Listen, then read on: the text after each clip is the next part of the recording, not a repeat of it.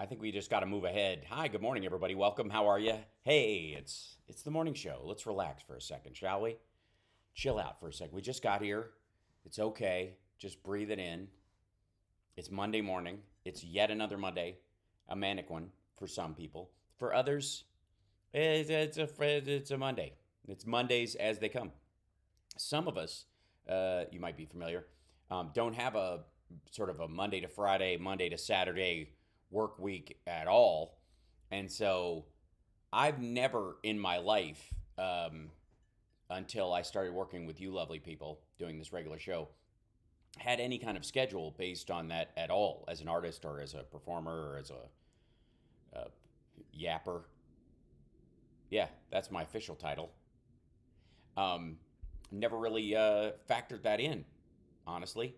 And still to this day, I don't, because I still have, like, as much as this is my current occupation, it's by no means a job. It's always lovely to join you guys.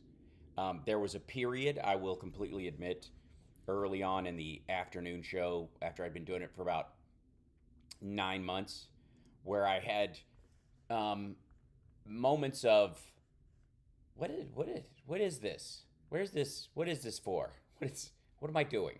Is this doing anything? Is this helping? As anybody does, because you should, at regular intervals, evaluate what you're doing and why you're doing it. I know, sounds crazy, but it's true. And it was a pretty easy answer. It was like, oh no, this is doing some good.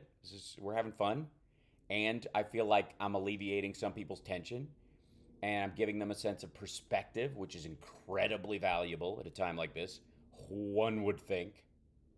I know, probably not you, but others. And I beg your pardon, Wes. I didn't mean to affect I didn't realize I was turning my audio up or down. I will, hold on. Is it low? Is that why? Hold on one second. Let me see if I can remedy that on my end. I'm not gonna yank it really high. I'm just gonna bring it up on this end as best I can. There's limitations to what I can do on this side, in terms of the internal microphone on the Mac and what I'm using when I do this. We're operating in stages. And I see this turn way the heck down. That's weird. Okay. I don't know what I was doing or why I was doing it, but apparently I did the somethings. Okay, now this should be pretty normal. That should actually help with when Phil joins us in a little bit, which I believe he is going to do in about 20 minutes, which is great. Gives me time to get settled in, check in with you guys, show you some things, and then of course get us back on track in terms of the normal fare of our show, and make sure that technologically everything sounds relatively good. You gotta have a tee up. This is like, I'm like my own opening band. That's what I am. I'm my own host and my own opener. You know why? Because I work for a living. That's right. Excellent. Okay. Hopefully all's well on that end. And ooh, it looks a little hot on my end, so I'll bring it down a touch, but we should be all right. Okay. Fingers crossed. This is how we do. Thanks, Katie. Thanks for joining me on the Saturday night show. We did the Trump rally. Oh, God. On Saturday night. And I think, and CSL knows this, I think from now on, when I do those things, I'm going to have to do them after they're done. And I'm going to download, like rip the video from someplace so that I can jump back in time and put little like markers in when we're discussing a particular topic, because trying to like scan that needle on Rumble is just garbage site. Rumble, you're a garbage site. You're garbage. You're not worth anything. You're garbage. I'm just saying Rumble is crap. It's garbage. That's my opinion as somebody who uses computers a lot.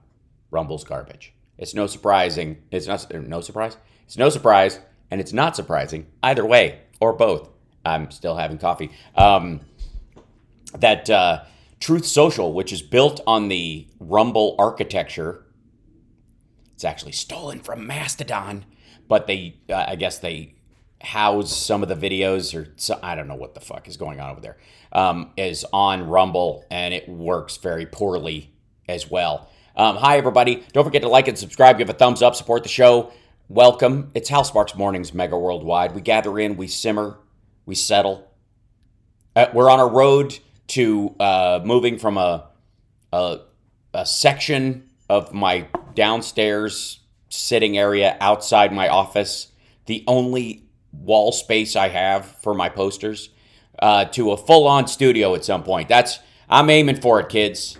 We're going full Flashpoint. I'm gonna buy out their studios. That's what our goal is. So help me out, support the show, become a patron, and eventually, we'll have to have 16 mods, and there'll be people cutting videos and all this stuff, and I'll have to wear a sock cap like Tim Pool all the time, or stop bathing like Steve Bannon. The stuff all the pros are doing.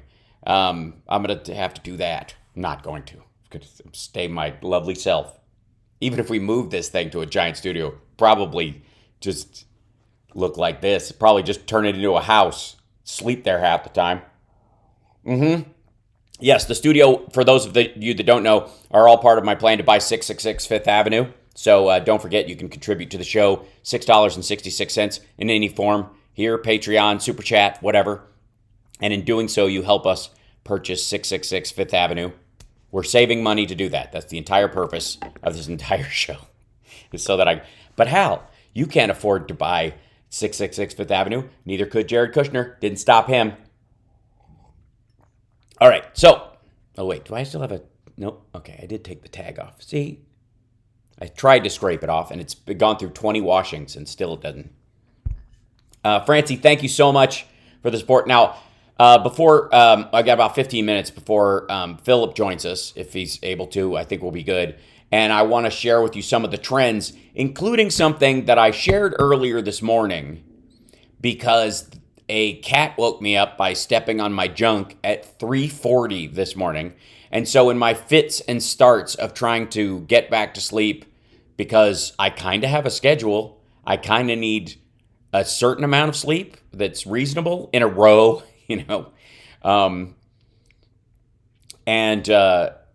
it's like the old Stephen Wright joke, I think it was. I went to 7-Eleven, and it was closed.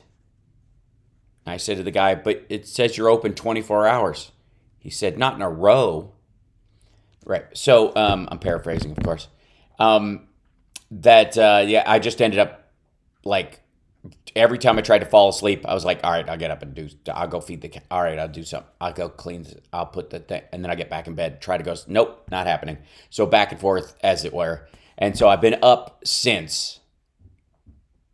And 2 shows and a long drive ahead of me today. So it's going to be a fun one. I'm probably going to collapse around 11 a.m. My head's just going to hit the desk. So be prepared. Someone else, if I don't press the play on the music leaving at the end of the show, just start singing it to yourself. I'm not dead. I just fell asleep on my keyboard. There you go. Did you watch Anthony Bourdain last night? Very sad. No, I did not. I am on the fence about when I will watch that. I certainly will, but it's a matter of time, and we shall see. But I wanted to show you guys something this morning, which is gnarly. This thing right here. Hold on. Let me move this. Get back over here, you jerk. I gotta drag this down. It's so irritating. This is. Quit it. Thank you. This is a video from Shanghai that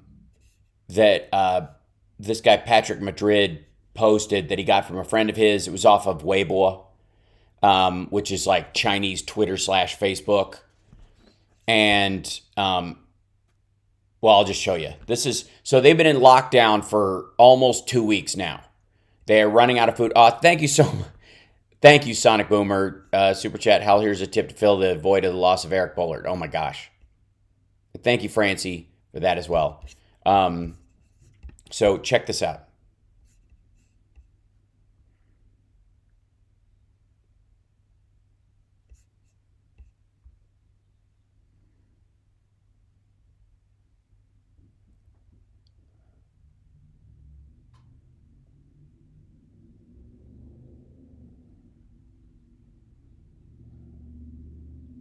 Hold on. Wait. Oh, hold on. You can't hear the...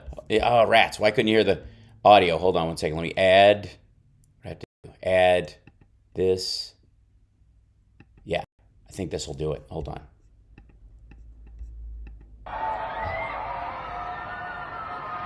这个是真的来叫，好了，终于2万人，所有人都在叫，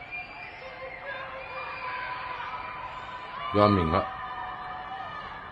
就刚刚5分钟前头，俺叫的没几个了，现在突然之间，所有人都叫了，要死！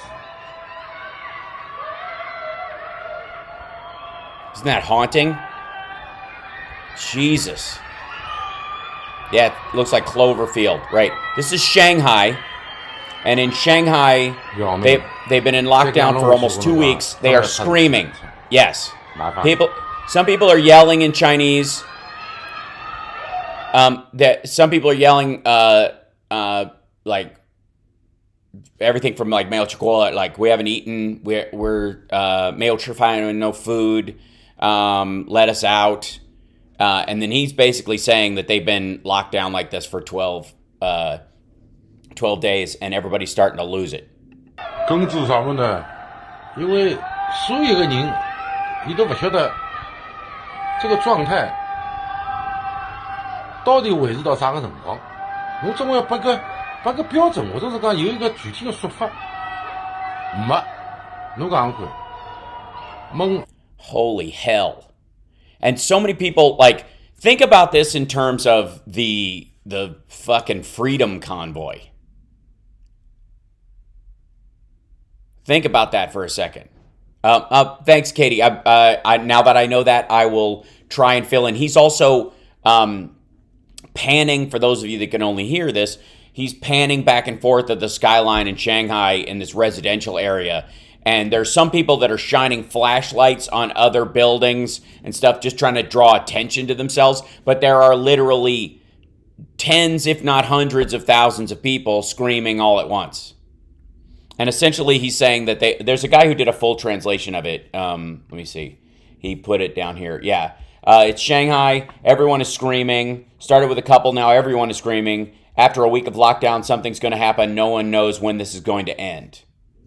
He doesn't know how many people it is, and it's just that he can just, this is what it sounds like outside his window every night. Yeah. Just friggin' crazy. And then I think there's, they're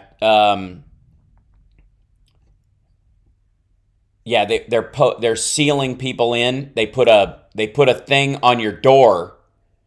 These you know, like you ever watch I mean, we have some true crime fans in here. You know when somebody comes up and they've sealed in a building or an apartment, they put up cop tape, or they put a sticker on the door and the person has to come up and slice it before they open the door. You ever seen that? Okay, they're putting seals like that on everyone's door so they can't leave. If they come by and the seal is broken, you get arrested. And you're just gone. Fucking gone. Like, people, you don't understand what the alternatives are in your world. You take, oh my God, if you're just watching my show, make a list of all the things you take for granted. Because even this video going out, these people can get in trouble just for showing this video. Just posting it on Chinese social media gets taken down. You get in deep shit.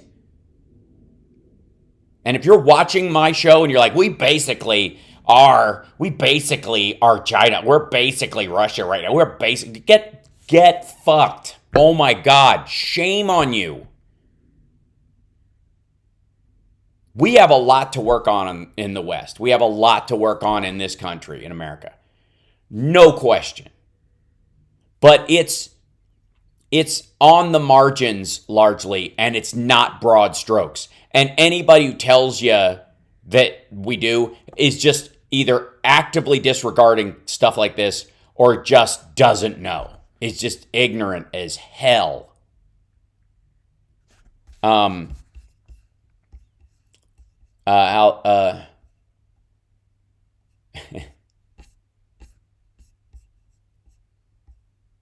Steve Bannon said today that this is coming to the U.S. soon. No, it is not. It is absolutely not. If he means the Omicron variant, we're already largely inoculated against it. People are getting boosted, but most of us have immunity to it because we've either gotten vaccinated with a functional vaccine, or we've had previous a previous case of COVID that has given you beneficial immunity against Omicron.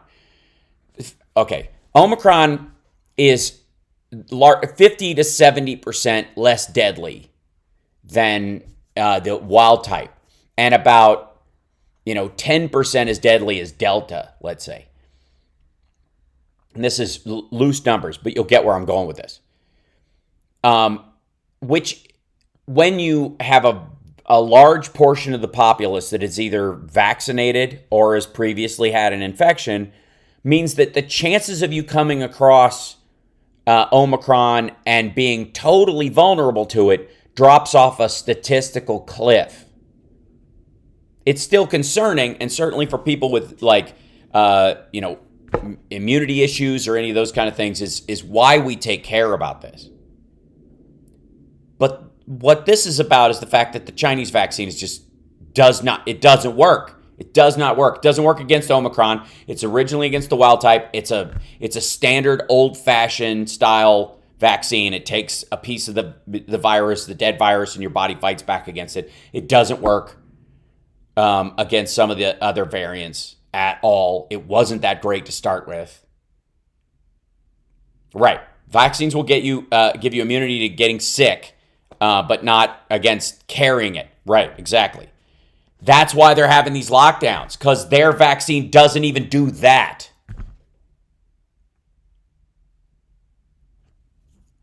I hear they want to study us folks that never got COVID. Well, I would love to sign up, Chris, because I've never had it, technically. But they're sealing people into their apartments. If you leave your apartment via the front door, watch for videos of people crawling down their balconies, by the way, they will arrest you. This is a German dude doing it. Let's see. As seen on Weibo. This is fucked up. Okay, this is Alice Sue put this out. This is a drone. This thing right here, that's blinking.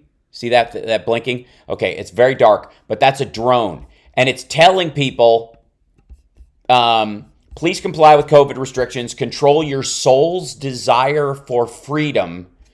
Do not open the window or sing. That's what this thing is saying. Watch this.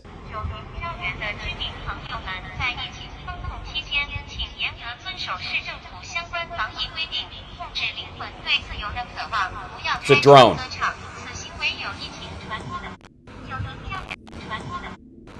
That is a drone making that announcement. That is some Blade Runner shit. Right there. Holy hell, that's creepy. You're like... oh yeah, here you go. Robot. Oh god, this is creepy. Watch this.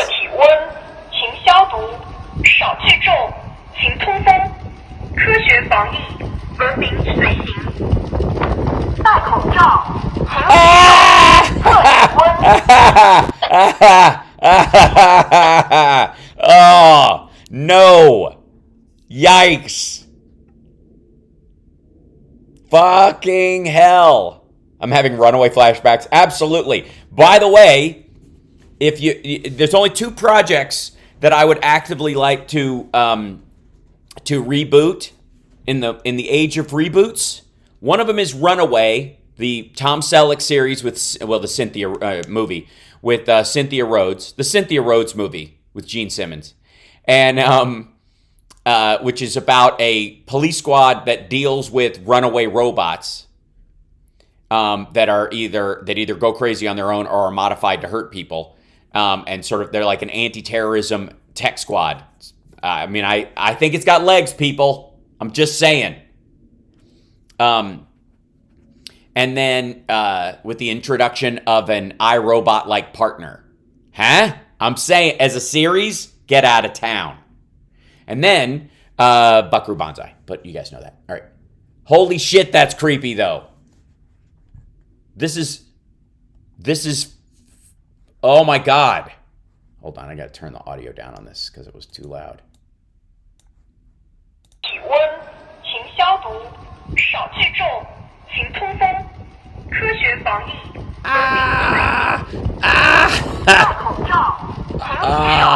Oh, hey, oh, good. Philip is joining us right now. Hold on one second. Let me bring him in, and then I will bring him up on screen. Let's see. I got to do this, and then we shall see what we shall. There he is. Well, that's his building. He can hear. There he is. Welcome. Howdy. Hi. Howdy. Yet another meeting. Oh, all right. Well, don't tell me then. It's just you can. Hold on one second. I got to mute this so there's not an echo. Excellent. I'm doing it on my end. You're a little quiet, but we'll work that out. Don't worry. There he is. How are you, sir? Oh, there he goes. Now he's even. Excellent. That's better. How's that even? That's way better. I will be able to tell you at least one of the people that I have been meeting with by Saturday. Oh, great. Show. Okay, cool. But you will. I am betting you will be able to figure out who it is about midweek. Gotcha. All so right. I'm going to tease you. I'm going to tease you and your That's audience good. A little That's bit. Great. That's totally cool. And they should totally tune in on Saturday because I will bring them up to speed with the person who I have been meeting with. And, by the way, we've been discussing. For the folks at home who are just sort of joining us and don't come to the Saturday show or usually watch the afternoon show and they're new to the morning show, this is Philip Bittner. Philip's in Lviv in Ukraine right now. He's been reporting almost since the apex of Russian failure, I would say, is about the time he started to arrive. Right, 2 days before they started really fucking up. Well, you and I started. Yeah, you and I started talking about 3 weeks before the invasion. Right. And then when the invasion happened, I was in Poland on the 28th of February. Right. And crossed over into Ukraine. I had a Ukrainian checkpoint officer look through my passport today, and he told me I came in on the 1st of March. Wow. Yeah. So I've been inside Ukraine since the 1st of March. I had a fascinating day, Hal. I went out to the west of me, actually, so really close to, within walking distance of the Polish border. Okay. To the site of a previous massacre on Ukrainian soil, and I'll be putting that out as a vlog probably in the next couple of days. Mm-hmm. Because before there was Bucha, there was this place that I visited today, which was equally, well, arguably even worse, a massacre. You know, it just reiterates that this country goes through this, right? Has gone through this, right? Where they just have people march through here, and for their own purposes, massacre a bunch of people for one reason or another, either to blame it on the other side, and so that justifies them attacking that empire. So if it's the Germans, you know, they come in and blame the NKVD, Stalin's police during the Second World War, right? And that then justifies what they do on this. I blame JCVD. Jean-Claude Van Damme is the root of all problems east of Belgium. I was just showing folks before you came on, Philip, and I don't know if you've seen this on Twitter, the lockdowns in Shanghai that are going on right now. They've been locked down for 12 days, and there's video of people screaming from their balconies, tens of thousands of people screaming from their balconies because they are starving to death in their apartments, and they have been sealed in by the government. Also, the Chinese government is using drones and robot dogs to tell people to get off the street. So they have the little small, like mini versions of the Boston Dynamics dogs with loudspeakers on them, walking up to people and shouting at them to get off the street. Like, this is such a precursor for awful on a scale that I don't think people can grasp, and that we, by the way, in the West can absolutely take for granted. We are not going to experience that kind of thing. Like, this is they don't have a second thought about this. Well, also because we won't have to, because as much as we have lunatics in our country, if it ever got, look, oh, by the way, HP 111, I don't speak Ukrainian, I speak Russian. Badly, but I speak it.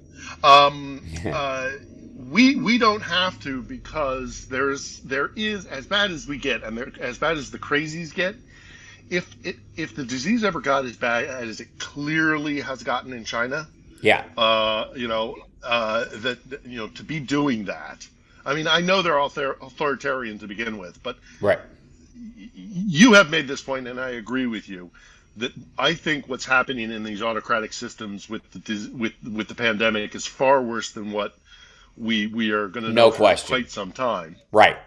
And I'm going with, by the way, I'm going with 20 million. I'm going with 20 million dead in China at a bare minimum. Statistically speaking, if you look at population size versus vaccination rate versus availability and close proximity of people, think New York, but 25 times, because that's every city there is as big as New York or bigger. And then 2 months, 3 months of pretending it didn't exist, and then creating a subculture of people sneaking around, hiding the fact that they were out because they were draconian with it. So it creates this subculture, borderline cyberpunk movie, Russian black market behavior. Well, while they have to instantly go to this kind of bizarre dystopian using robots and drones and stuff like that, before that happened in the West, I strongly think that you would have a situation like the Brits and their kind of sense of like blitz spirit of like, it's time for all of us to start being good citizens. Yeah. And if we had 20 million, if we had a situation like you're suggesting is happening in China, I do think, despite all the crazies and despite all the civil, like, you're not going to make me wear a mask and my civil liberties, they would all shift. Like, if it was like polio or Ebola or those kind of things, I do think there's a huge difference. The fact that this is a coronavirus and that it has, it is flu-like symptoms that eventually put you in the hospital, there's a lot of easy ways to dissuade ourselves from the severity of it over time leading up to it, until such time as you're like, oh, no, this is shit, it's real. Like, the shit is hitting the fan. Whereas over there, they've known of it for a very long time, and the government's draconian response to it is indicative of the damage that it's causing. The same thing in Russia. So Russia has similar death numbers, according to them, that China has, somewhere around, I want to say 8,000. What is it? Hold on, I have to look it up now. It's something stupid small compared to their population, which is about 144 million people. Theirs is 364,000. They've admitted to a much higher number. China's admitted to less than 5,000 deaths.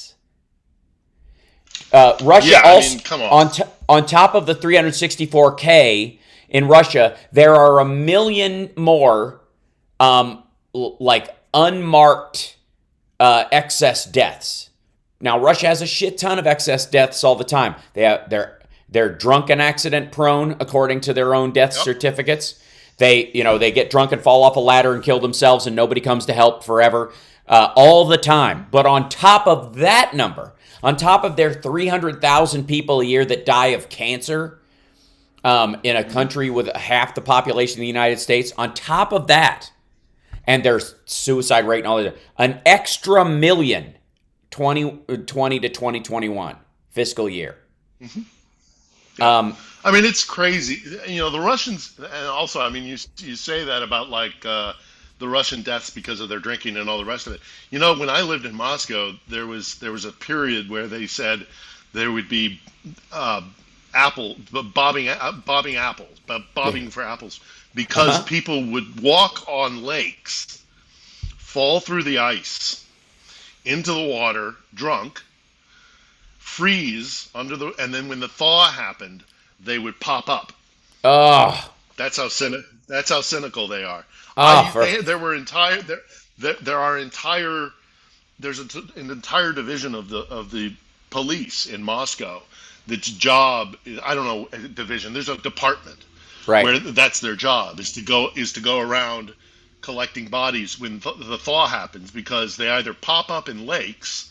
I mean, I remember being at a lake one time, and there were a bunch of 10-year-olds. There's a picture of this where there are a bunch of 10-year-olds playing next to a cordon where they're fishing bodies out of the lake. I mean, it's just crazy. But then they also fall over drunk into the snow. The snow falls on top of them. Nobody knows they're there. They freeze to death. The thaw comes, bodies all along the street. You know, that is one of the things. That's their mentality towards life. Right. Well, and it's cheaper. Right. And it's so reliably consistent that eventually you'd get numb to it. You know? Mm-hmm. I'm sure they still have stories. They have stories about us about like mass shootings in this country. They talk about it as if they don't, which they do. They have, just like China has mass stabbings all the time. That's one of their big problems. Now, a mass stabbing is always, if you have to choose, preferable to a mass shooting, because no one's ever been stabbed through a wall. Right. Nobody's ever been stabbed through a wall from a block away. Yeah. Right. Yeah. Yeah, you got to have stray knives. Are less of a problem in reality. You got to have some gallows humor when it comes to this kind of stuff. So yes, you do. But tell me, catch us up. I mean, when I went out to this site of this massacre today.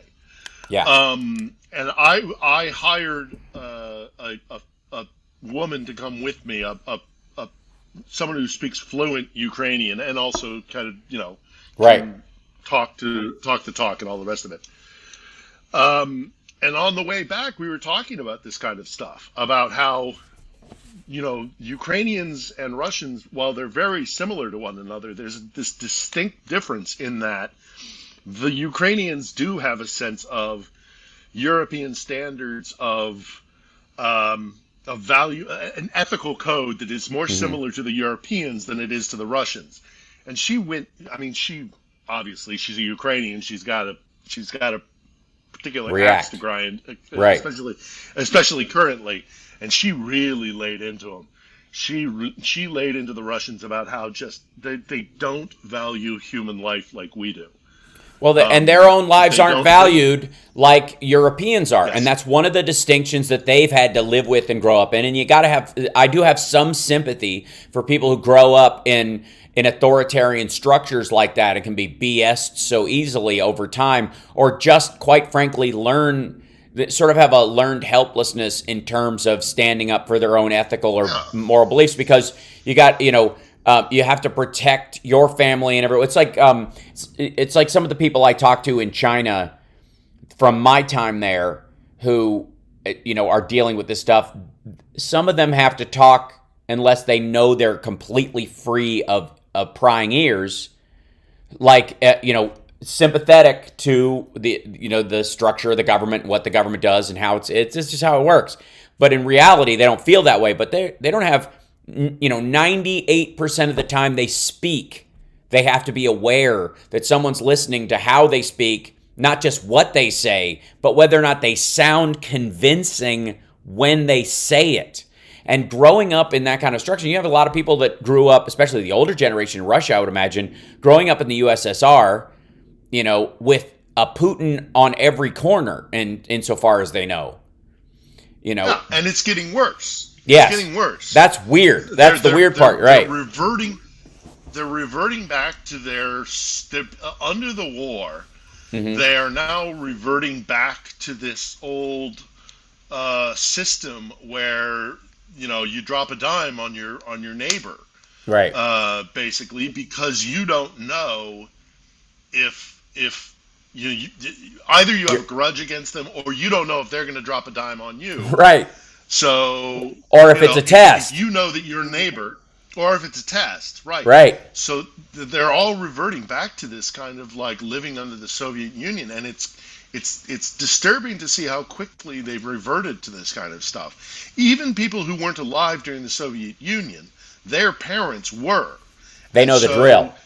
That's only one generation removed from the Soviet Union, really. Yeah. I mean, it's just 30 years we're looking at here. So well, it's. I mean, look at the lifespan. Look at the QAnon folks to some degree. Like you can dream up a new form of authoritarian lunacy in months, much less a lifetime, much less in a situation where they believe that the U.S. government is doing to them what the Russian government is currently materially doing to its own its own citizens, right?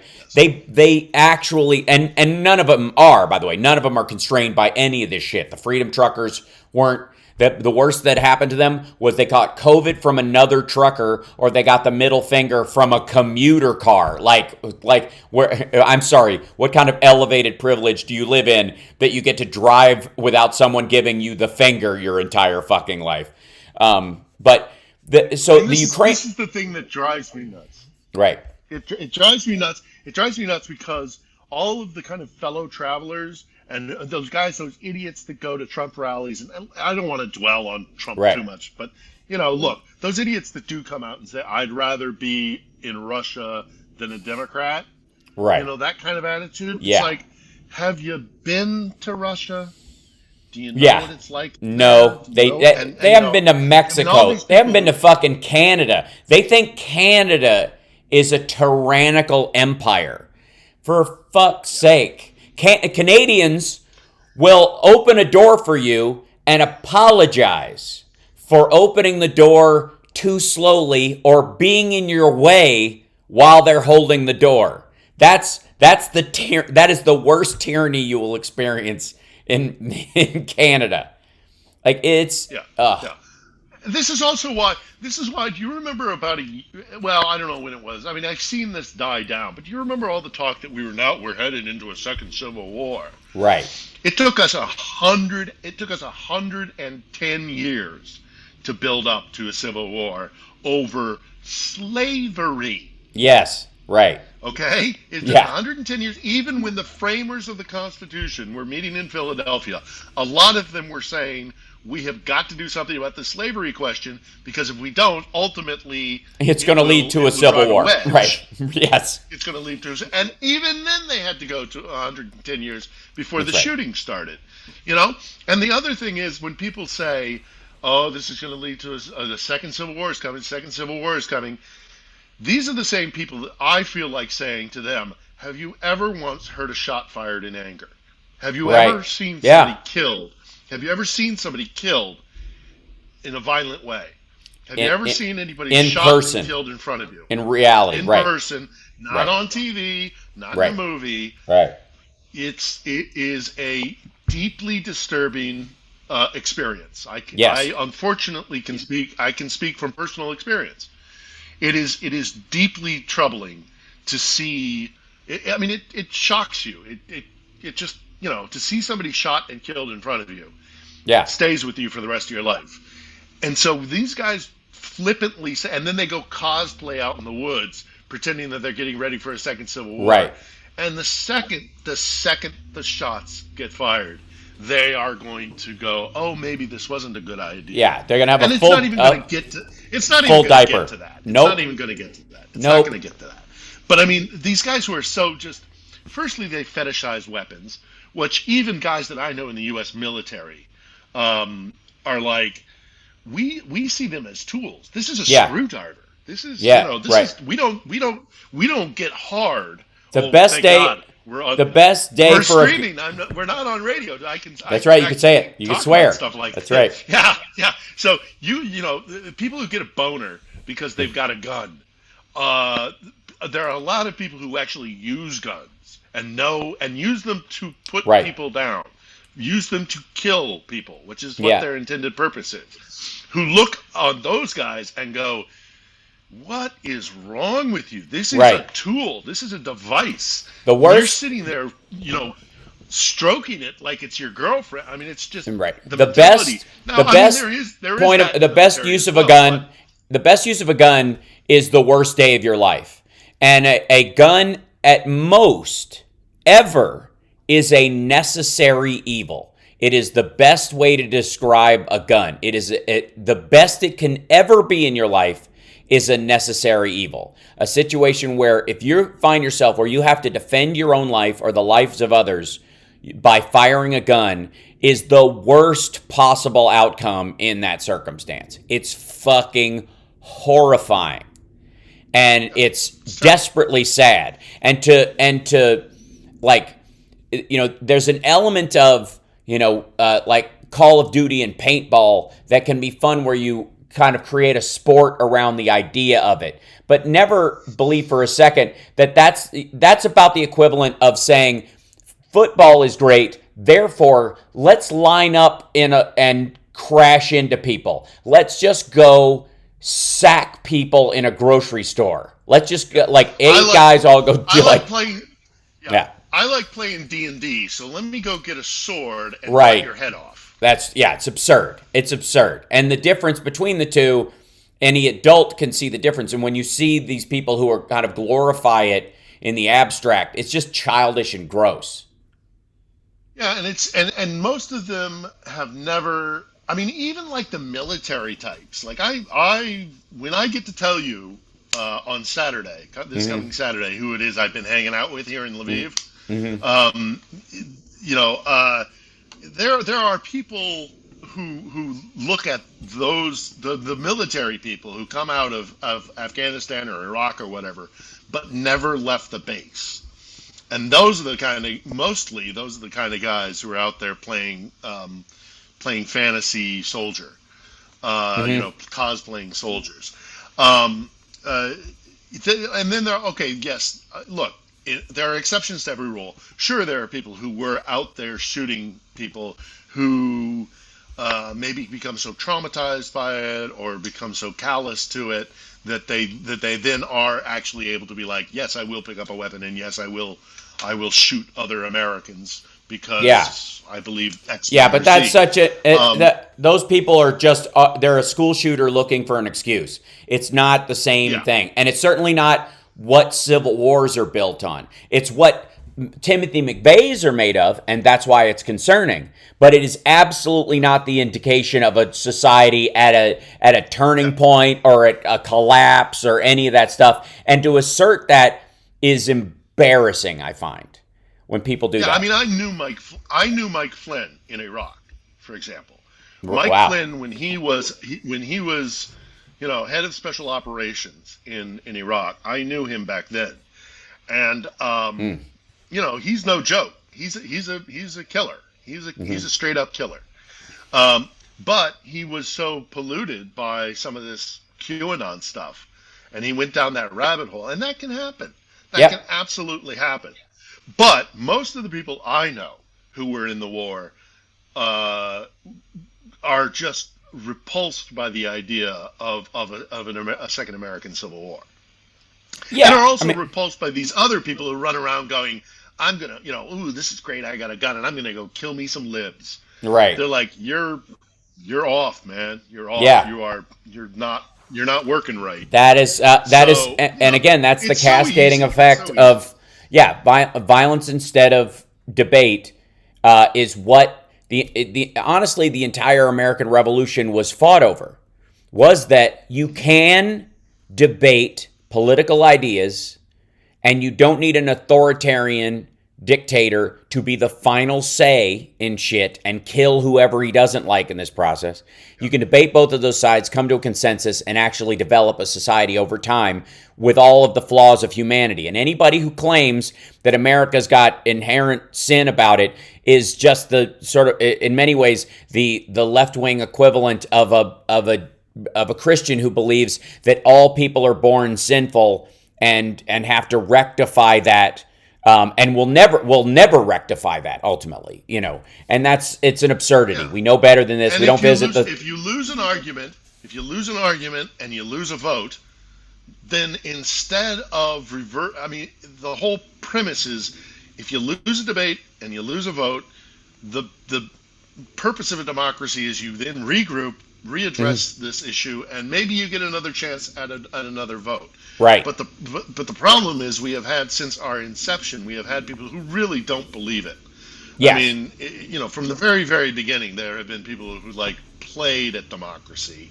Right. And we know who they are. We know who these people are within our own country. The caning of Sumter was Sumter, wasn't it? Mm-hmm. Which happened 30, 40 years before the Civil War, because this congressman lost a debate and took his cane into Congress and beat the crap out of another congressman. Right. They've always been with us. They've always been with us. Always. Right. And it's constant gardening. We just hope that our better natures win out. Right. It's constant gardening. And what's interesting is, and I think Ukraine speaks to this, and this will bring us back to kind of the conversation about Ukraine as well, is that the arc of human endeavor does move in that direction. It does. The Ukrainians, once separated from Russia and allowed to have their own, political system, however tied to it and however flawed, was working its way towards a more open society for themselves and an interactive society with other countries, and that's why Russia had to put it down. Now, I want to talk about something that's related to this, and I brought it up this morning when I was tweeting, because I've been going back, Philip, and I don't know if you've had a moment to even think about this, and looking back at what people were saying leading up to this. For me, specifically, the people who were, defending Russia or defending Putin or saying it's the West's fault for making him do this and any of that bullshit.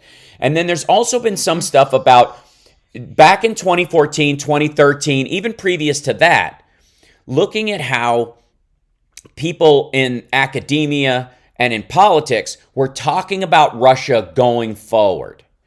And Fiona Hill's in the news right now, and I want to look this up because people have been quoting her and talking about what Trump was like around other world leaders, and that he flew into a rage when somebody brought up Ukraine. And she's been around for a long time. She's very smart.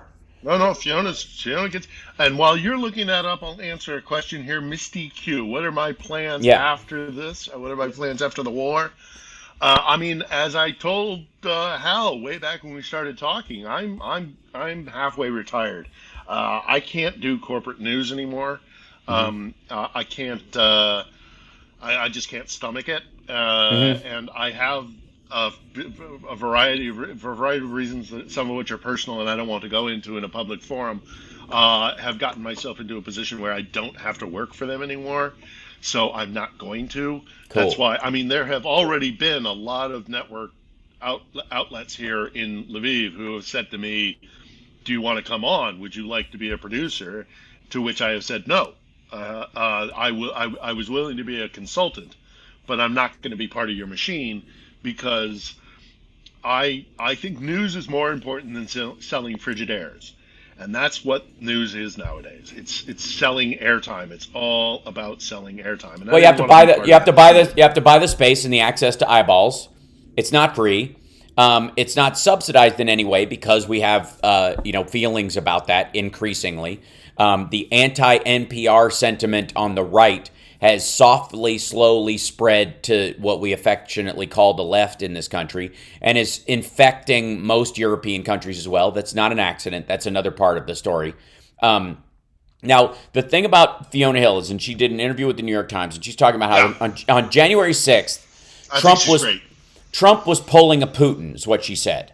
And Trump has lashed out against her and said if she didn't have an accent, she would be nothing or whatever, because he's very aware that he sounds stupid when she speaks. Now, Fiona Hill has an amazing accent. If you've never heard her, she is extraordinarily posh. She's Lancashire. Yeah, oh yeah, absolutely. No, she has affected a posh accent. Yes. She has affected a Queen's English accent. Oh, and it's very effective. And every now and then, though, you hear that Lancashire accent come through, and it's adorable. It's absolutely adorable. I feel seen Wolf, because there's nothing for you here, Wolf. Yeah, Wolf. Yeah. At the time of Overbrook, there's nothing for you for. But she drops off what her father said to her, which is, "There's nothing for you here, love." Well, yeah, right. You know. Well, that is something we shall have to remedy.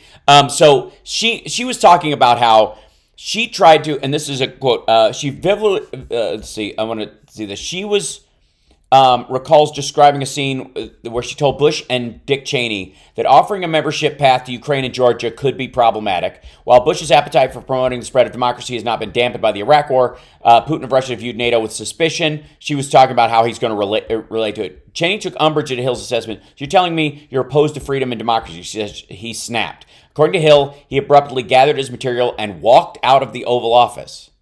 And then Bush said, "He's just yanking your chain." Yeah. Bush said, "He's just yanking your chain. Go on with what you were saying." He wanted to leave. He had to go to the bathroom. The reality is that she tried to, while she was both, that conversation was not on, you shouldn't expand NATO, but that if you do, Putin is a violent thug. You are not negotiating with or operating in the presence of a rational actor who means well for his country and the rest of the world. You are not stop talking to him like he's Angela Merkel or Boris Johnson or at that time Tony Blair. Stop pretending that this dude is legit. It's the illusion of, well, he's running a country, and this country's the number 2 military in the world, allegedly, right, and the number 10 economy in the world, allegedly. So we got to treat him like he's not insane or he's actually capable, and he isn't. He is not a capable leader by any means, and that's why it's a kleptocracy. It's why it fell into a gangster kleptocracy, because he couldn't stop it if he wanted to. He benefited from it, but he's not the leader that can wrest that back. Any more than Obrador right now, who's a decent fellow, I suppose, can wrest back the control of the Mexican government from the cartels currently. It's still a problem. Okay, so if she said that to Bush and Cheney, that means that we're talking sometime potentially around the 2008 Georgian War, which is really interesting to me. That's 2008 really February. Interesting time. Yep. It's a really interesting time. Because I think the only reason that we didn't see a Ukraine-style just massacre and devastation of Georgia was because Bush called up, in one of Bush's only things that Bush did that I actually agreed with on the foreign policy, he called up Putin and said, "You're not going to go to Tbilisi. Don't you dare go to Tbilisi." Mm-hmm. And because of the situation in 2008, when Putin was getting a lot of money from the United States so that we could fly our stuff into Kyrgyzstan and then get it into Afghanistan that way, because the Pakistanis were unreliable, that Russia was getting a lot of support and money and respect and attention, which is another thing that Putin is really big about. He wants Russia, and more importantly, he wants to be seen as an equal and respected. When he is, by the way, not respectable and not an equal. No. For the record. Of course not. Of course not. Of course not. But 2008 was a very, you hear all this talk recently about like Putin was a different man, Putin was this, Putin was that. I think Clinton came out and said, I tried to steer Putin in a better direction or something like that, which is just ridiculous. Putin is not a guy who is steerable. No. And he's the kind of guy who steers you by making you think you're steering him. You're steering. Exactly. I mean, that is spy tactic 101. Make it, it's like Inception to some degree. Make it their idea. Maybe they suggest we leave the restaurant and go outside so that when they get shot, people overheard them saying we should go. Like that's how you do it. That's how it's done on every scale. And that's what he's been doing this entire time. Now, she brought this up. In 2010, at the Brookings Institute, which is one of the reasons why she came there and gave that presentation, was she was part of this. They were looking at the demographics of Russia. And essentially making the case that in 10 years, they don't have a military. And they're absolutely right. In the next 20, they're literally saying in the next 20 years, they've got to shit or get off the pot effectively militarily because they're not going to have the ability to exercise power in any area because they're not going to have the service people. Which is why they're pivoting to Donbass run their navy. Yeah, right. Two to AI, and three their drones and their nuclear arsenal. It's not personnel affected. It's not personnel affected. The AI aspect of it is internal because, like China, Russia spends as much on its internal, if not more, control than it does on its external. So imagine, if you will, like we have the FBI in the United States, we have the CIA, the DNI, the NSA do things outside the country. Sometimes things that are outside the country that come into the country, but we do not have, as much as ever Alex Jones would like you to think, we do not have an equal or larger military guiding and forcing the American people to do anything. Think of the last time you sped on the freeway and know that you did not pass, you might have passed a cop car and slowed down for a minute and you continued on your way. You did not pass an MRAP or a fucking Hummer with a radar on the top of it run by military people who are not only pulling you over and asking you why do you know how fast you were going and why, but where are you going, who are you with, who's in the car, get out, I don't need a search warrant to look in your trunk. Papers, everything. Like it's a joke. It's a joke. And right now they spend more on their internal security than they do on their military, and they spend an outsized amount of money on their military compared to budget. I mean, there's a reason why whenever we have to have a large capacity military style intervention in, say, a natural disaster like Katrina or something, it is not the military that is pulled up, it is the National Guard. And it's the National Guard of that particular state. So you're right. We do not deploy the U.S. the 101st Airborne is not deploying to Texas, no matter what Alex Jones says. Right. Yeah. So there's that. I am, however, disturbed about this MRAP stuff and this kind of like selling off military equipment to local police stations. And police, I mean, like I pulled up when I was in Saginaw about 5 years ago. I was driving in Saginaw, and I had just come. I'd just been from some war zone or another, and a Saginaw police MRAP, and I know what an MRAP is. I've been to Baghdad. I know what they look like. Pulled up next to me, and with like to serve and protect. Yeah. On the back, and I just went, alarm bells just went off, and I went, there is no reason why Saginaw PD needs a frickin' MRAP. This is nuts. This is crazy. Well, I would argue precisely that they do for a couple of reasons. If you ever want to go and look at modified Glocks to turn them fully automatic, and you want to look at the availability of northern border, water border, and southern border military gauge weapons by gangs and by drug cartels in those areas. It's basically those vehicles, when they show up, are basically drive-in barriers. You cannot hide behind a cop car when you're being shot. Cops refer to their police cars as coffins. Because the first thing they teach you if you roll up and somebody opens fire is to get out of your car. You can take cover behind the entire vehicle, but if you stay in your seat, you will die. The only time, actually, yeah, and actually, the only time in front of the engine block. That's right. The only time the MRAP type vehicles show up is in standoffs where somebody is held up with a lot of weapons, and they have to have something to hide behind. Besides a neighbor's house. They might have just been moving this MRAP from one. They shuffle those fuckers around like crazy. That's you're right. I get that, and I get your argument, and I respect the argument you're making. The counter argument that I would make respectfully is that one, they're not buying MRAPs just for that reason. They're being sold MRAPs. Oh, they're being given them. They give them to them.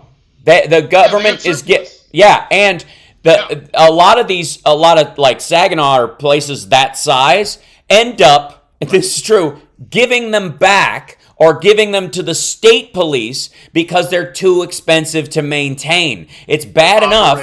Yes, when you have to replace a cop car when it's been shot in the engine block, it's fucked. Yeah. It's useless. Well, and they burn through fuel, and they're high. They're really. Yeah, there's not gonna be a Jackie Gleason, Burt Reynolds movie where Jackie Gleason's driving the MRAP across 9 state lines. It's not gonna happen. Contrary to popular belief, they're actually really difficult to maintain because they are very finicky. Because their engines are so powerful that shit breaks. Oh, I keep forgetting that. Yeah, it's great. Shit breaks. Shit breaks on those, so they're maintaining them as a pain in the ass. So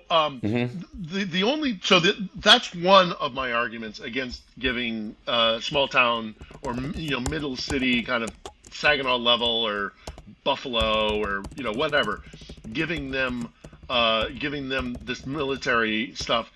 I'm not crazy about that because it's like giving off this surplus military stuff.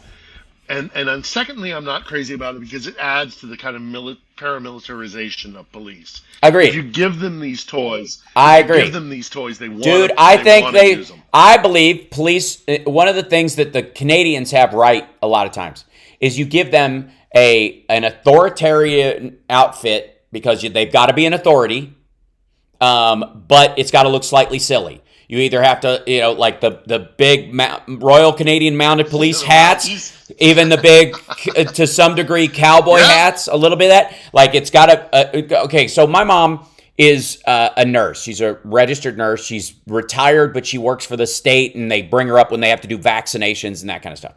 And she worked, bless her heart. She spent 12 years working for a urologist when I was growing up. So I was the only kid who knew what a vasectomy was. I got sent to the principal's office for describing it to my 3rd grade teacher. True story.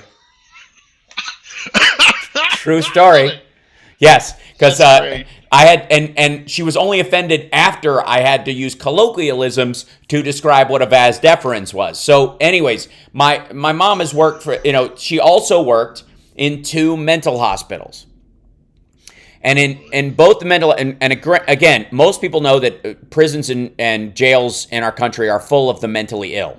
Beyond the fact that you have murderers and rapists and terrible people who know exactly what they're doing, there's also a large portion of people who are on the edges of mental illness. If you don't count, that's not even counting people who are high on drugs at the time, who are in and amongst that crowd, right? So anyways, my mom works in 2 of these institutions while I'm growing up.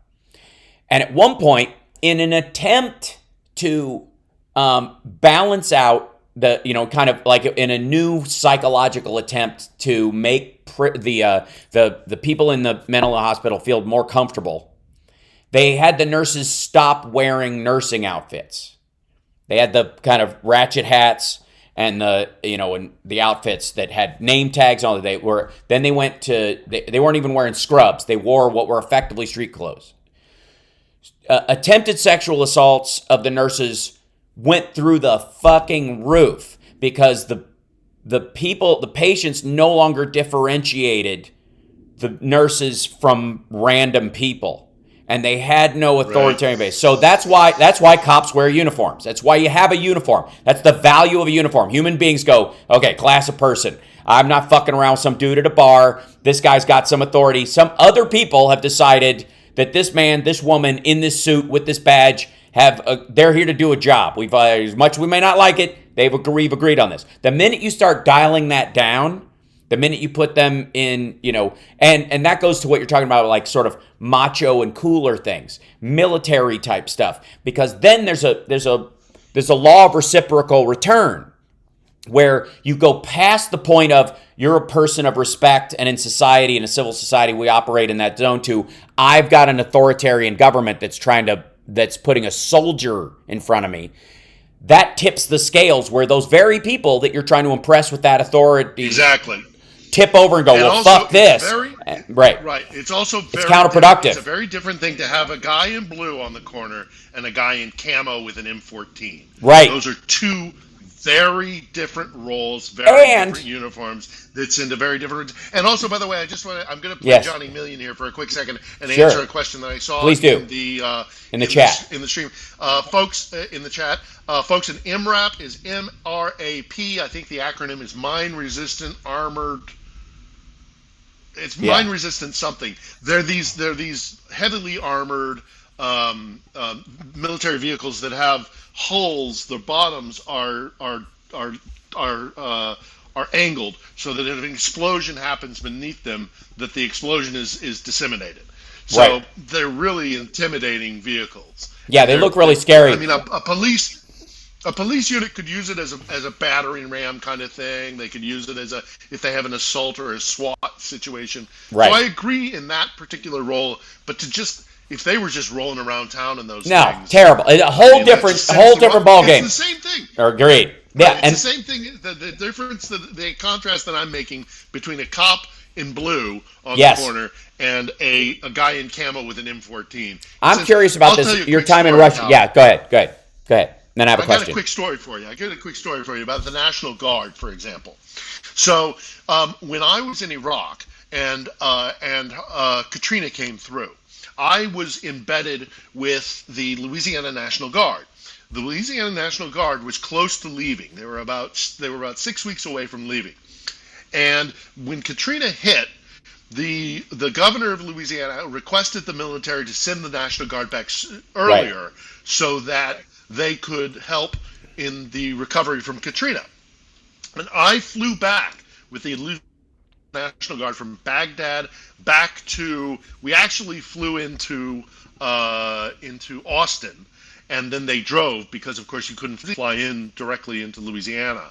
If I'm remembering that correctly. We flew into somewhere other than New Orleans. Maybe it was still in Louisiana, because I remember the reception. At the reception, I was within earshot of this conversation.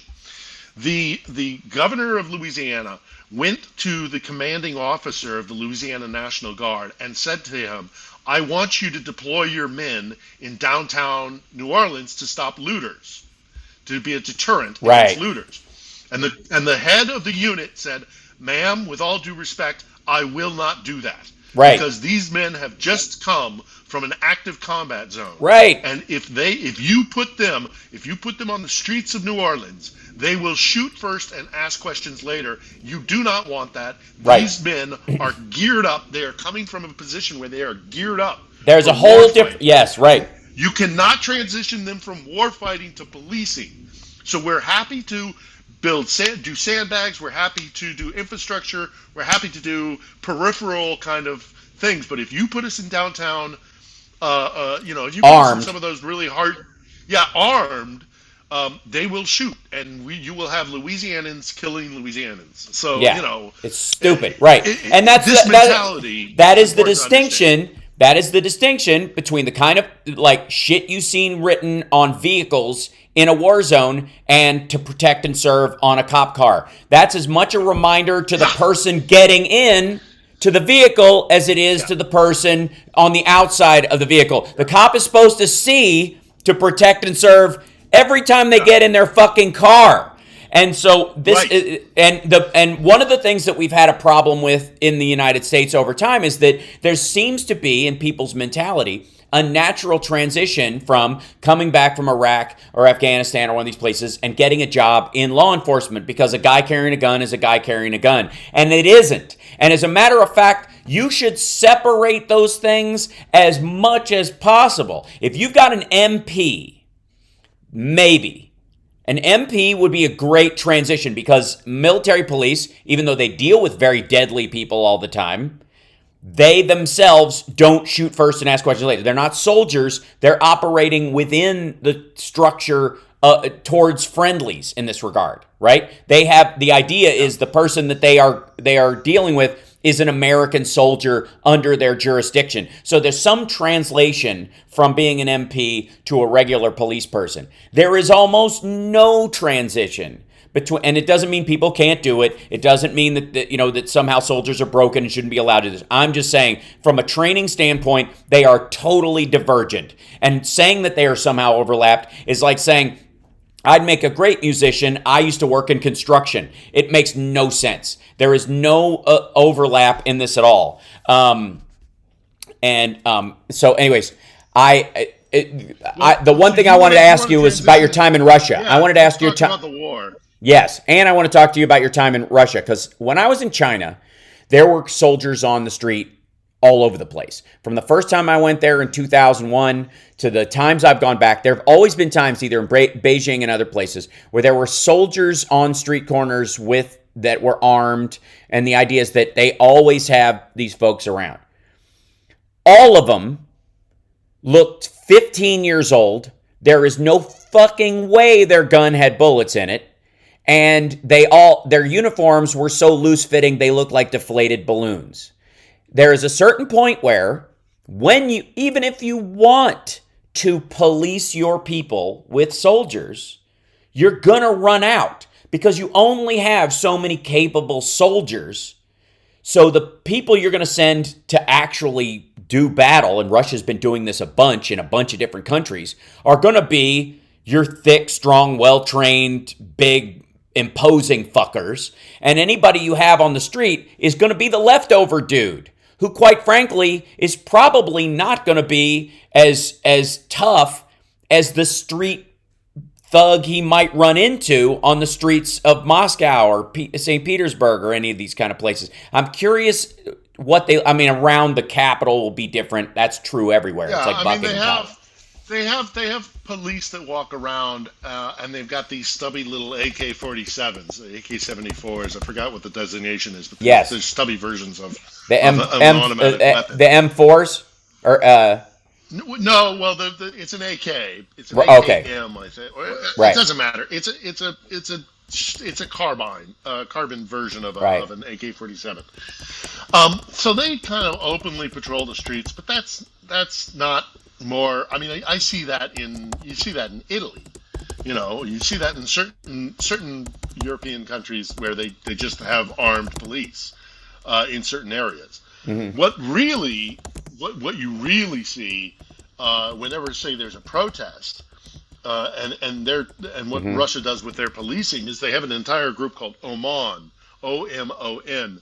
And mm-hmm. these guys go in with the blast shields on their faces. Yeah, they're padded, and they don't have guns because they don't need guns. They go in with truncheons and they crack heads. Yeah, I mean, there's just absolutely no restraint. These guys will. When I say they crack heads, I mean they literally crack heads. That's what they try to hit first. They either go for your kneecaps or they go for your head. Right. Because they're trying to incapacitate you so that they can then put you in the paddy wagon and send you off to jail, and you can be a political prisoner for the next 6 months or 2 years or whatever, 10 years. Yeah, until your brain decays. Right. I mean, they did it to Pussy Riot. Mm-hmm. A bunch of 17, 23-year-old girls. They sent these guys in and bam! Across the head. So that's their kind of policing methodology. In Russia, but I saw somebody here asking about the deportations that are happening in the east of the country. Right. Whether the Ukrainians will ever get those people back. Boy, I don't know. That's a really, really disturbing thing, especially for it to happen in Donetsk. Because, okay, boys and girls, here's your history lesson. Back in the day, in Ukraine, there was a forced famine that Stalin imposed on this country called the Holodomor. Yeah. Right. They killed somewhere between 3 to 4 million people by a self-imposed famine that Stalin imposed on this country. Right. And in large part of what happened there, it was literally ethnic cleansing, because Stalin, being a Georgian, knew that the satellite states of the Soviet Union was the soft underbelly, and that in particular Ukraine, if it was ever actually successful, and because of the history of Ukrainian nationalism, that this was a threat that needed to be dealt with immediately. Right. He starved 3 to 4 million people to death, and then he repopulated parts of Ukraine with Russians, with ethnic Russians. So that's why you have this large contingency of ethnic Russians in the east of the country. Right. So to see the deportation, the forced deportation of thousands of people from Donetsk, or even like Mariupol, it just echoes to this period of time in Soviet history where they forcibly moved entire populations around. I mean, they emptied the Crimean Peninsula of the Tatars, the Muslim Tatars. They're more related to the Turks, for people that don't know. They're much more akin ethnically to the Turks. Right. Right. So because they could see that there was this great empire clash was coming between the Nazis and the Soviets. Right. They started to manipulate the ethnic. I mean, they sent Tatars to Siberia, Irkutsk. These are people who were used to living in almost a tropical environment on the Black Sea, and he sent them to a place where it's frozen. Right. And there are thousands, to be slave labor. To be honest, to be slave labor. Let's call it. Like the idea that some people don't call forced labor slavery is beyond me when it's in Russia or China for some reason. Somehow it's got a magical designation that if you snatch people from another country and enslave them, which is where the word slavery comes from, is literally from the Slavs, because they were the ones picked and taken and sold off all over the place forever, especially by the Russians and the Tsars at the time. It was forced labor. It's not slavery. It's just they just made you work, and if you didn't work, they killed you. I don't know what the other word for that is. But anyways, the Crimean Peninsula, and by the way, I'm curious if you believe this. I think the Ukrainians are going to push back into Crimea. I think part of the evacuations from some of these places are taking some of their own folks out, knowing what's coming. Yeah. And they can't afford to lose any women and children because they've got a demographic problem already. So they are brooming some folks out. It's kind of like in Portland, where it's snowing today, interestingly enough. It's fucking April 12th and it's snowing in Portland. In Portland, there was big stories about how the feds were rolling up in these minivans and snatching Antifa people off the street and disappearing them. Never mind the fact that the people that were snatched off the street were with groups of people, and those groups of people did not know that person. That person was with the guys in the minivan, folks. That's how you round up your undercover guys, right? So the other guys don't think that, Bob was actually working. Snitching the whole fucking time, so everything we told him we gotta change. Like there's some argument there that some of, I wouldn't say a lot, but some of what's going on is the evacuation of their friendlies, their civilian friendlies, from an area that they know full well are going to be war zones for the next few months. As it gets worse. Yeah.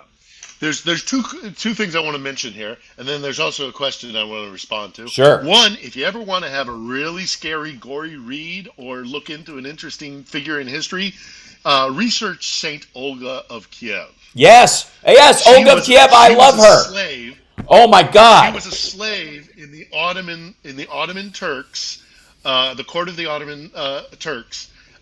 She was a slave to that, and then she became a queen. She got back, and she came back to Kiev, and she She made everybody So, who had screwed her over pay. real quick to everybody who's watching. Olga of Kiev, I've mentioned her on my stream before. I think it's lovely that you brought her up because it's one of those like Jean de she's like Jean de Clisson in as far as like powerful women in history. That all the powerful women I know who talk about the power of women don't seem to know who these women are. Oh my God, Gertrude Bell, anyone? So Olga of Kiev.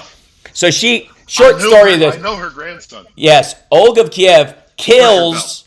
Yeah, they basically say her son's never going to be king. She's got to marry this other dude. She goes like she couldn't do an outright war with them because she's afraid they would take them over. So she goes, you know what? It's fine. Send them all over, but everybody come peacefully. Lay down your arms, kind of like Cyrus and the warriors. Don't bring any guns or in this place any spears and knives or whatever. Just come on over and we'll make a friendly thing and we'll make a show of it. And I'll marry your prince and we'll be fine or whatever. They bring him over before she kills everybody. Before she slits his throat while he's crucified on a cross in the town square, she makes him write a note to the king saying everything's great. And not only is it awesome, but this place has got send over the Minister of Agriculture, the Minister of Science, send all the smart people, basically, because there's so many resources here. We're gonna have the smartest guys ever. So the iron ore and gold and shit. So they send all the smart people over, all the people who are basically responsible for running the country, and she kills them too. Then she goes to that country and says, all right, I'm not gonna kill everybody here.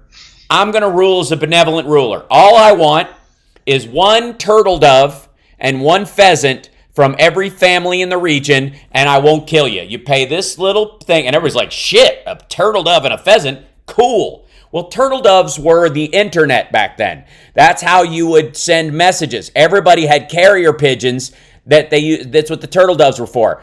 And they collected one fucking carrier pigeon from everybody in the country. And she had her guys attach a packet of sulfur and black powder to their feet and then released them all at once and burnt the fucking country down. Like the evil power of this woman.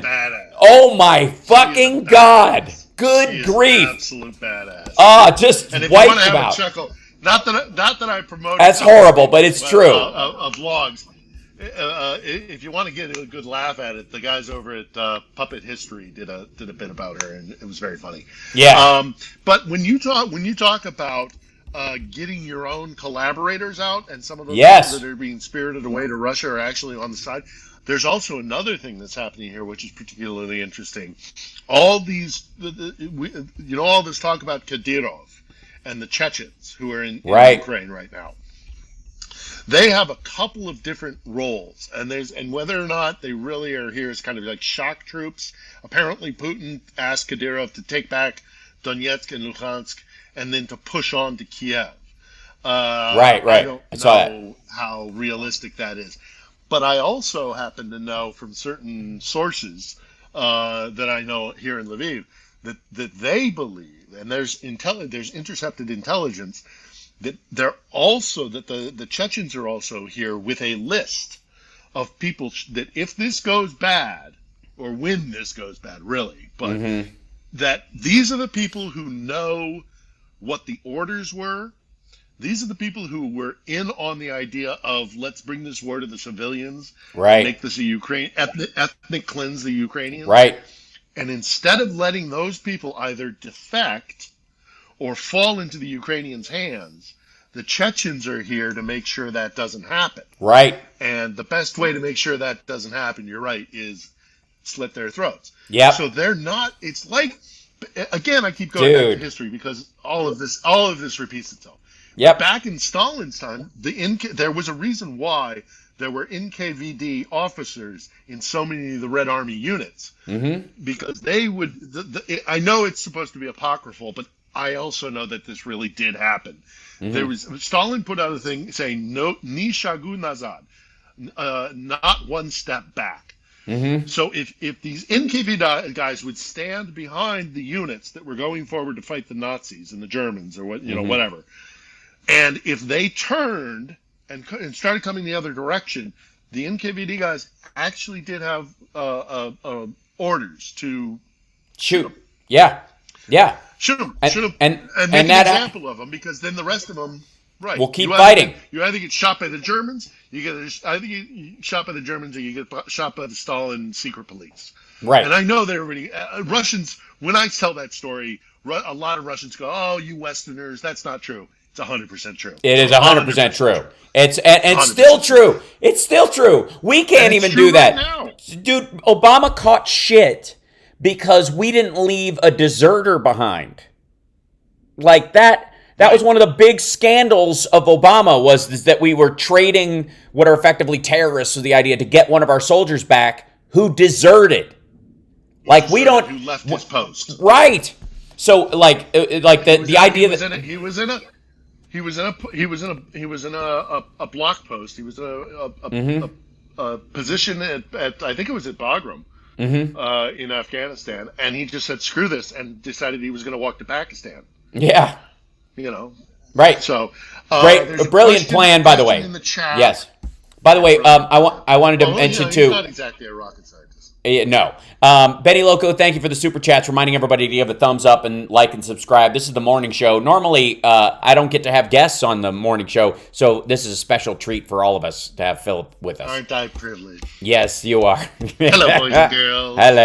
Hello. Philip, do you know anything about the payment Putin is giving for deceased Russian soldiers? Yes, it's true. He is doing that. He is giving. I mean, that's kind of a. That's not uncommon. It's kind of a thing it's not uncommon. I mean, we saw it. I remember seeing it all the way back in when I was in Murmansk, when the nuclear submarine Kursk went down. He was savaged. He showed up at a church. I remember this very clearly. He showed up at a church, and the babushki, the grandmothers. Babushka is a Russian word for grandmother. Babushka, yeah. And they are the babushka, yeah. They are the backbone of Slavic culture. They are the ones that make make everybody do what they're supposed to do, and nobody screws with them. You do not mess with these. I mean, they're the ones that stopped the first Chechen war. Yeah. There was an organization called Soldiers' Mothers, and they were the grandmothers. They were the babushki. Yeah. And babushki is just plural for babushka. And so they yelled and screamed enough, and Yeltsin said, "Oh, okay." Yep. And backed off and pulled out, and that's why the first Chechen war was lost, because they were taking such massive casualties. So it's not unusual that they do. So anyway, Putin went to a church. A naval church when the Kursk was still underwater, and they were trying to get to him, and he got savaged. He got little old ladies up in his face, screaming right in his face, and this was on every television set in Russia. And it was the first and last time he ever did anything like that. Right. So he is cognizant of this whole like pay him off a little bit, and oh, we're so terribly sorry, and this is your kind of penance. And Nazis did it also, and Nazis did it too, sure. But there's on the flip side of things, the Ukrainians are also offering money if they will defect. If the more Russian soldiers money, and they more. Yeah. And not only that, the Ukrainians are smart enough to go, look, if you're a tank commander and you have a T-74 tank, we'll give you $30,000. If you have a BMP-1, which is an armored personnel carrier, we'll give you $20,000. And oh, by the way, you also get Ukrainian citizenship. So you don't have to worry about going. You get citizenship, and you can resettle here, and we'll give you money for the. I mean, so money is a great motivator. So especially in this situation, would you like more money to live or less money for your corpse? It's effectively like, imagine walking around with your own wanted poster on your chest with the dead or alive numbers being completely fucking askew and the decision to be dead up to you. That's amazing. The other thing is that they'll keep you hidden effectively. Tell everybody you're dead until such time as the war's over. So that, it's one of those things, they're not going to put you on television like they do your buddies, who are prisoners of war. They'll go, no, I don't know what happened to that guy. Dead, probably. They'll make something up. They'll give you a whole new identity. Then eventually, after this settles, you can bring your family over from Russia, and they won't be in trouble because they can spend your death money because you never came home. Well, the Ukrainians have also set up a call center for people to call in and be yes, right. They've been calling the emergency number. Yeah. Yeah. I mean, it's kind of sad because you get these Russians calling from these small towns in the middle of nowhere, still able to call into Ukraine and be like, do you know if my brother or my husband or my son is dead? And the Ukrainians have a database, and they are being like, I'm sorry to have to tell you this, but yeah, your son was killed here. Right. We have his corpse, and we have his equivalent of his dog tags. And we'll get them back to you as soon as we can after your country stops trying to blow ours up. Now I believe, like I said, I believe Crimea will be back in the hands of the Ukrainians, and it won't be that far off in the future. I also believe that the Donetsk and Luhansk areas are also going to be the site of massive warfare over the next couple of months, but will ultimately end end up in the Ukrainian hands again. I wouldn't doubt after all this that what is effectively materially the border between Ukraine and Russia, which, if you ever walk to a field and go, where does Canada start and where does America stop if you're in Wisconsin? It's hard to tell. I mean, from the satellites and from there's measuring stakes, but there's going to be an element of, for a few miles this way, it's actually more like Ukraine now than it is Russia, in the same way that they do with Georgian farmers who get arrested because their grazing animals get onto what Russian soldiers think is Russian land versus the Georgian farmers' land, which it isn't, but they just make up the line whenever the fuck they want, which is another horrible thing that's always happening in Georgia and Chechnya, nonstop, always. It has been for 2 decades now. So I'm curious, and I'm looking forward to to Saturday when you can tell us what's been going on. I can't wait to tell you. I'm very excited. By the way, you'll know right in the middle of the week. Something's going to happen in the middle of the week, and you're going to know exactly what I've been talking about for the last week and a half. So here's what and then I'll confirm it on Saturday. That's right. Anastasia, yes, Russians are allowed to leave Russia. Many of them are. Yeah. Many of them have been going to Georgia, but they are starting to stay their welcome. So that also, by the way, Russia's been dealing with a brain drain since that, again, I posted that Fiona Hill talk that she gave about Russian demographics in 2010.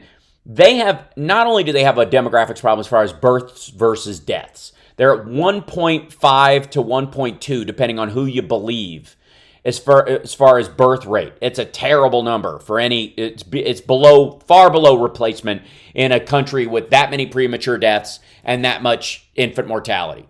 It's just, they need it to be 2.7 just to stabilize. And there's no way. There's not enough people. If they did nothing but fucking get pregnant and every woman had back-to-back 9-month babies for the next 5 years, they still couldn't do anything about it. Meanwhile, they also have Russians leaving in mass. Anybody with a degree worth a goddamn is getting the fuck out of the country. Has been for a decade and a half. And you'd be stupid not to. Yeah.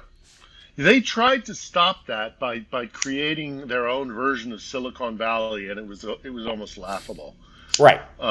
So I mean, a lot of very smart IT guys, a lot of those hackers that are up in St. Petersburg, if they hadn't been compromised, or if they weren't true believers or whatever, they're headed to Silicon Valley as soon as they can. Oh, for sure, absolutely. So, and now that the war is happening, a lot of these really well-educated people, and also people who have traveled and realize that Russia is not the end-all be-all, and that actually there's another way of living. There's basically 10 Russian Snowdens.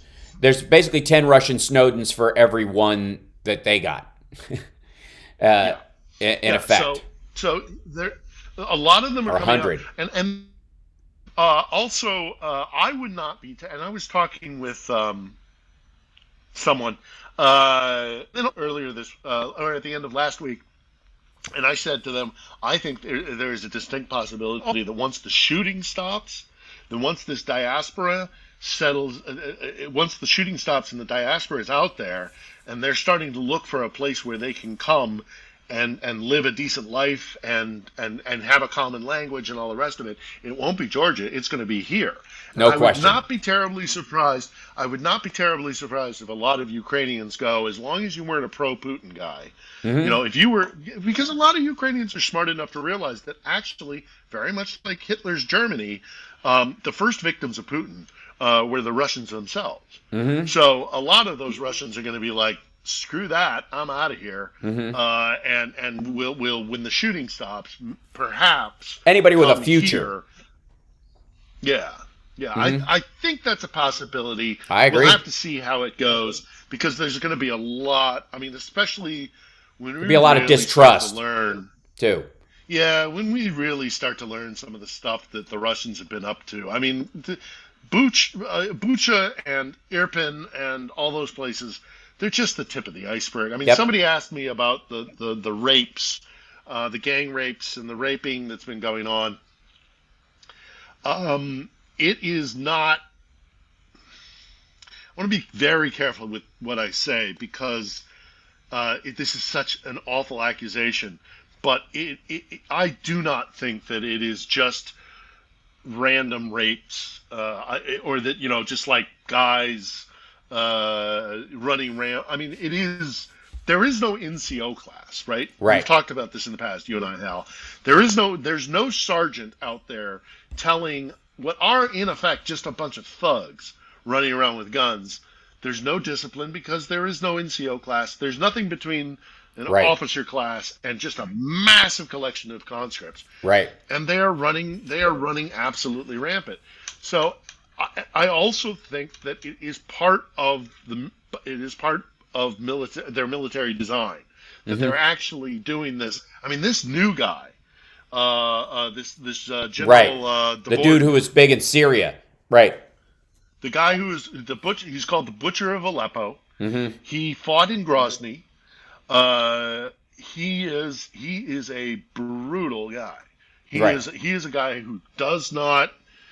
He has no compunction against attacking entire populations.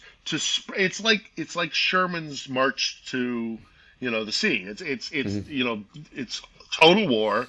It's you know, kill. You affect the enemy's military because you are destroying his population. And so he has to respond. But I think the raping, the pillaging, and the murdering that is going on is not overstated. If anything, it's understated. Wow. You know, when we learn the truth of what's been going on here, and it may take years to do it, but it's going to make all of us sick to our stomachs. I mean, I went out to this place, as I told you, Hal, this morning, during the day to film at what was a massacre that happened in the Second World War. You know, it's just, it repeats itself here. And there is a history of the Russians trying to destroy Ukraine as a national identity, as an ethnic group, as an idea that they are not. They would prefer that Ukraine and Ukrainians see themselves as a subset of Russians. So. That's true of everywhere they go, though, because ultimately that's the point. Because, again, the first stage you do when you move into a country like this is you're now under the envelope of Russia or China or you know, any imperialist structure. Think Cortez and the Aztecs and Mayans. You are under the crown. And then slowly but surely you genetically dump out everybody who ain't you. And then you replace them with your own people, While all which along, is what has been done here. Yes, and you can either do that through direct mass murder if you can get away with it, but if there's eyeballs around, you have a 10-year strategy of, people dying off, you scare some of them out, you make refugees out of a big chunk of them, and then anybody left over, that's a smaller group you can kill and get away with.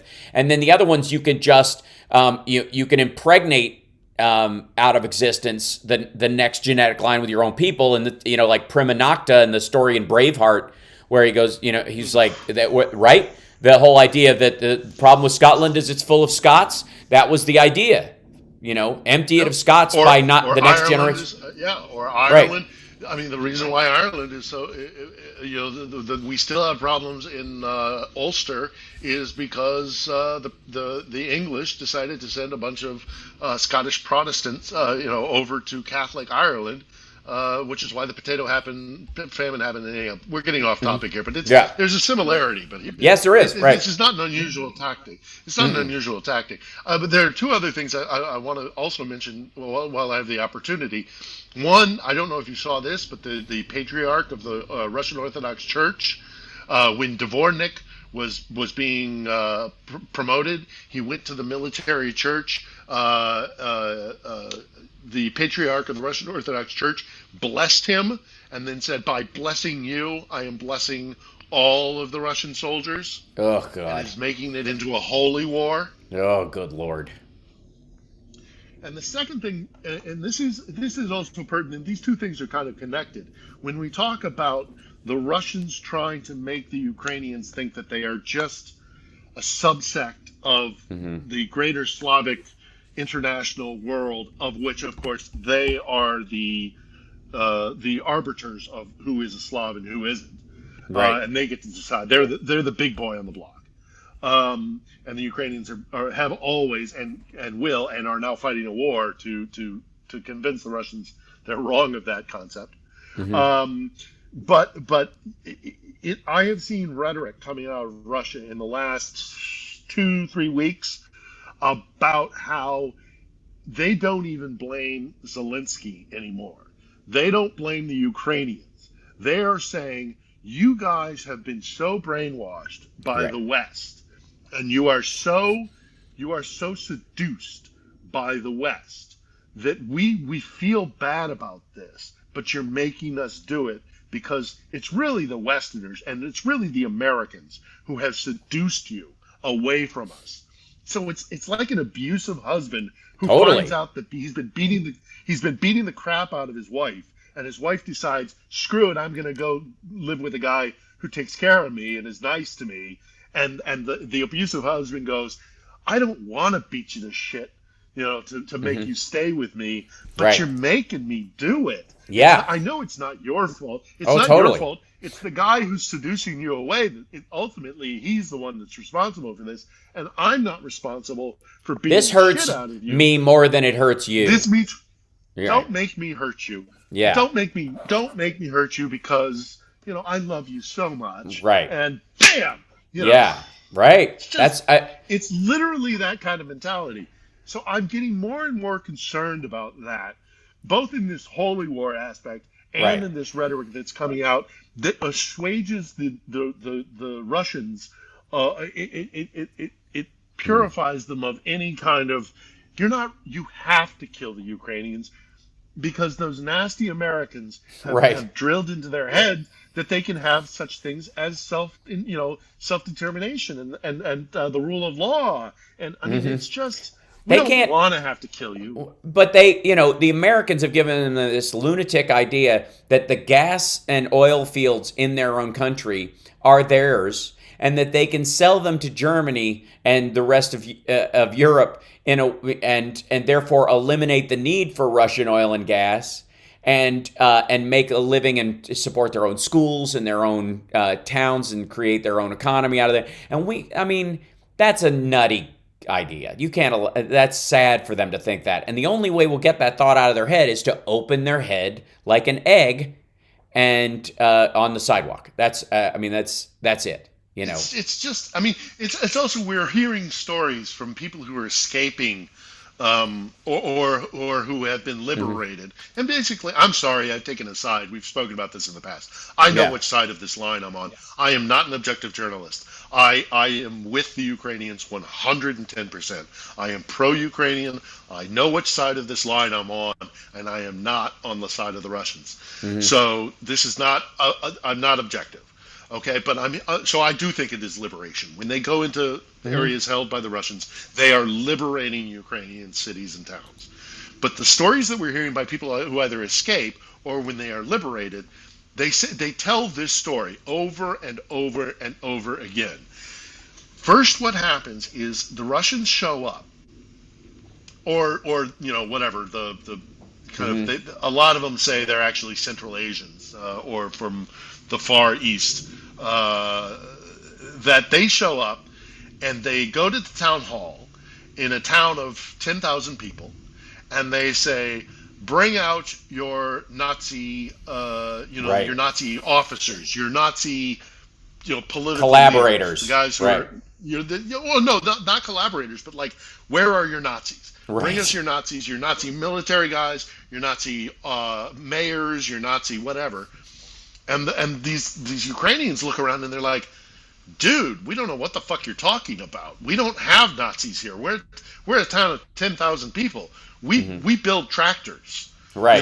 That's what we do. Or we're a town of farmers. We don't I don't know what you're talking about." And instead of the Russians going, "Oh, hey, maybe we've been fed a load of bullshit and there aren't a bunch of Nazis in Ukraine," instead of them making that connection, what they instead do is, you're hiding the Nazis. We know you're protecting the Nazis. Right. So then the guys who say, "We don't know what the fuck you're talking about. There are no Nazis here." Right. They're collaborators. They're hiding the Nazis. So that's how screwed up the Russians' mentality is. Is instead of them going, "Hey, maybe we've been lied to," they say, "You're hiding them. You're part of the problem, and that justifies me killing you." That's why they go into basements.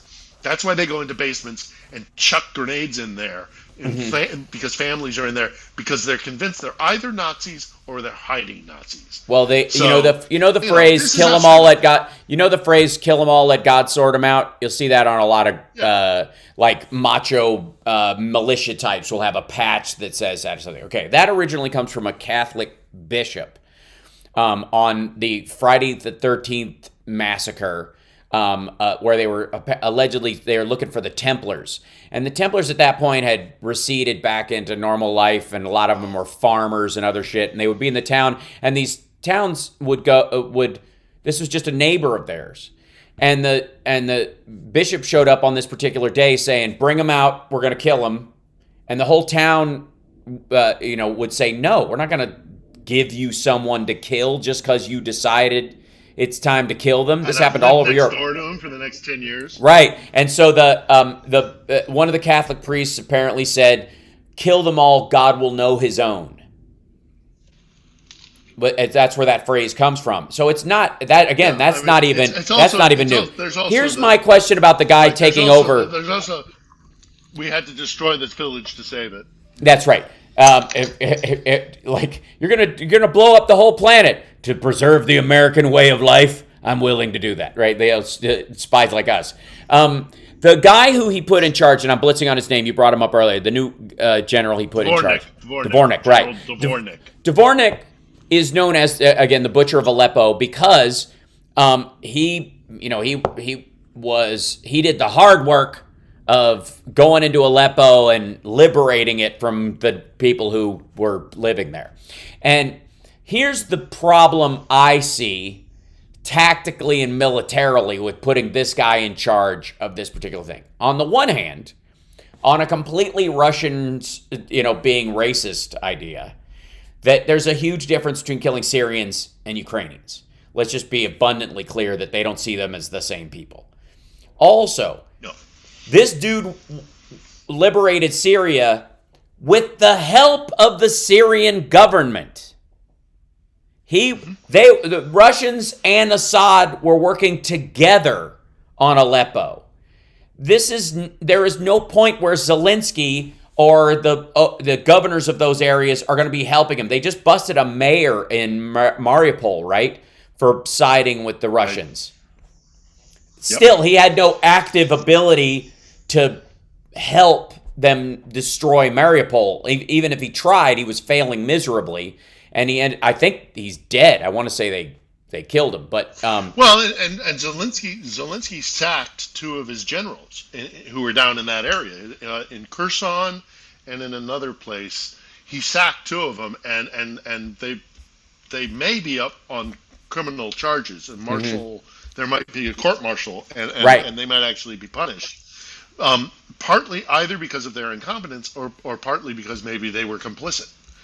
So it's not. I mean, it is. It exists. It exists. I mean, right. The vast majority of Ukrainians are 100% united. Yeah. But of course it has. Well, there'll be, and again, I would make the argument, and somebody brought this up in the chat earlier, and we're near the end of the show, but I want everybody to know that Phil's been doing a vlog from Ukraine. I will post that again on my Twitter. I'll post a link to that when we're all done, until he gets his own URL and he can just bounce to it like infotainmentwars.com. That's the trick, my friend. Waiting for this is my last war. Yes, Al, this is my last war. That doesn't mean I look forward personally. I look forward to Philip Bittner, the travel vlogger. That's fine with me. You know what I mean? Oh. We need another Anthony Bourdain, and I think you'd be lovely. Oh, those are big shoes. Those are big shoes. You sampling by the food. Way, Dvornik. By the way, Dvornik, a literal translation of that. Oh, wait, literal. There is a translation of that basically means doorman. Weird. Well, that's that is. But he's telling. Also the guy. He is also the guy. When you talk about Aleppo, he is also. One of the tactics that was used in Aleppo was to say that the white helmet guys, the guys that went in and said that there had been chemical weapons used, and that there were these weapons that were prohibited by certain conventions, whether the Geneva Convention or whatever. Mm-hmm. And the Russians turned around and said, no, it's actually those guys. Why is it that they show up so quickly whenever there's a gas attack? Right. It's because they're doing it to themselves. Right. Does that sound familiar? Yeah. Does that sound familiar? That's what they're doing now. Yeah, and that's what they're going to do now. And by the way, that's what Jimmy Dore, Max Blumenthal, all these guys are still selling that about Syria, much less now. Like that's that. I mean, and again, that mentality had some legs at the beginning of this shit. It really did. In the first week or so, the lead up certainly, and then the first week or so, it had some legs. And now you could see it decaying on the vine. And some people are, out of ego are fighting to maintain. We can all see it. We've all seen entire apartment blocks. Yeah. Go look at the drone videos that they have showing Mariupol 6 months ago and Mariupol now. Right. As bad as we are, and we've talked about this as well, and I don't want to go off on a tangent about this because we did do stuff in Iraq and Afghanistan that were horrible. But there is no comparison. I told you this when this started, Hal. When this started, I said we are about to see what happens when a major military power, which has now turned out to be a lot more vaunted than it actually was, but nevertheless, we are about to see what happens when a major military power acts without compunction and without any restraint. Say what you will about the Americans and NATO, but we pull our punches an awful lot because we like to portray ourselves as the good guys. We like to do hearts and minds. And in order to do that, you can't flatten entire cities like the Russians do. The Russians don't give a fig about being the nice guy. They don't care whether liked or not. They will beat you into submission. And that's what they're doing here. So, all of that is very disturbing. I know you're trying to wrap up. Yep. There was something else I wanted to mention, but it's got. Oh, I know. You were saying videos. I'm gonna post later today a kind of like just how people are living in Lviv. So just kind of like a slice of life. People trying to kind of maintain a sense of normality and give their children some joy. For example, like there's the Bubble Man. I've got more material from the Bubble Man. I've got lovers out on the street trying to forget that their country's at war. Right. So it's kind of a nice one today. And then tomorrow I will put out the material, this is my intention. Today is the people trying to maintain normalcy and is, lovers being lovers and humans being humans, Right. and trying to keep the children from, constantly dwelling on what they've seen. And then, so that I hope to put out today. And then tomorrow I will put out this thing about, before there was Bucha, there was Saltina.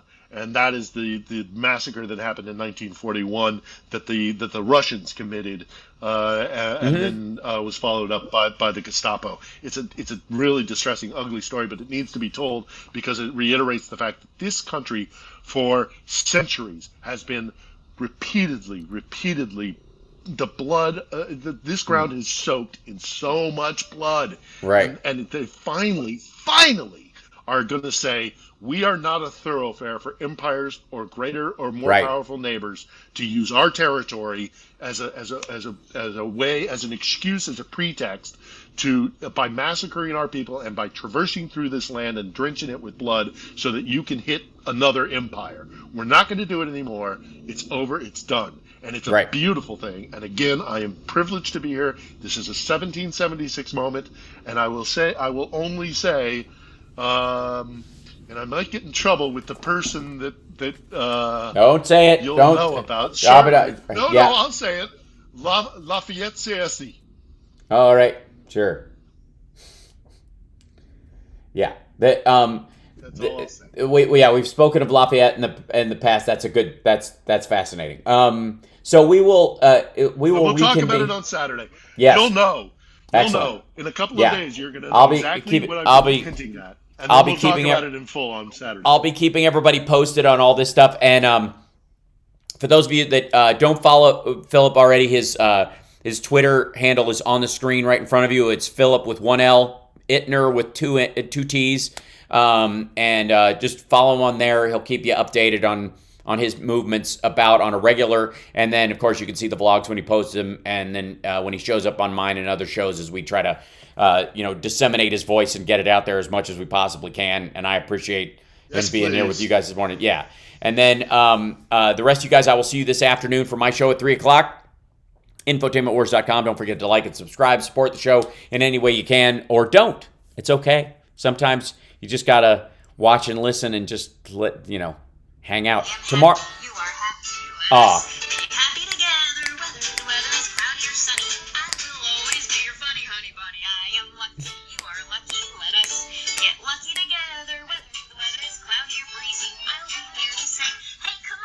Take it easy.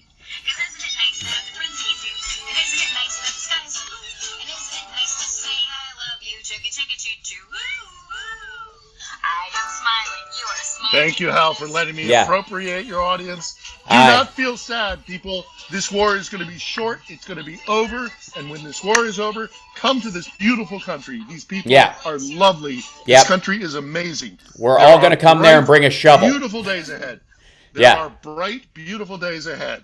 Do not despair. I know we've been talking about ugly stuff, but do not despair. That's exactly what they want. Excellent. Do not despair. This country is amazing. When we get through this, it is going to be, come here, come and see this lovely country and these lovely people. Yeah. When this is over, you will be amazed at how wonderful this country is. I love this country so Very much. excited. And watching it rebuild will be one of the warmest feelings you will have. This will be the closest I can think is post-apartheid South Africa, as people started seeing it start to flourish right after. And fingers crossed, that's the direction we're all going. And I think I think there are longer legs in this. I see a very bright, beautiful, happy future for this country. So I agree. The only country that has I'm going to look into beachfront property down outside of Odessa. Right. Just make sure you get a metal detector, because I don't trust the Russians in that. But anyways, thank you so much, Philip, and thanks everybody. And I will see you guys later on this afternoon. Bye.